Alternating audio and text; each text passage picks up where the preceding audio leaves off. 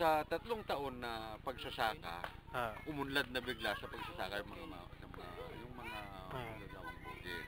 hmm, Eh, yung dating bara-barang ah, paggawa para lang may makain, ngayon pinipino na. ah, Ngayon medyo kaalaman sa kanila hmm, na pag ito pala yung talagang hmm, binigay yung puso mo sa ah, pagsasaka, ah, mas malaki yung potential na kikitain.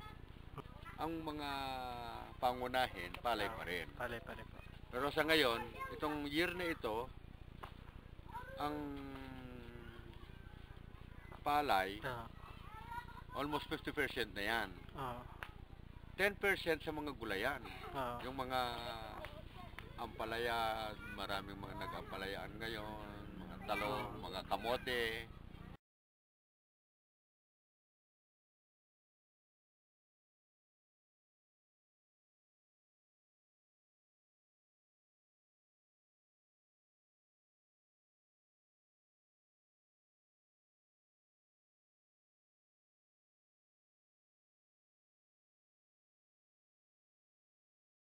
Kasi nga, isang pagbabanta na nasasabi namin kung kami dinahas dito, hmm, madidilig na naman ng dugo ang lupay ng Hacienda Lucita.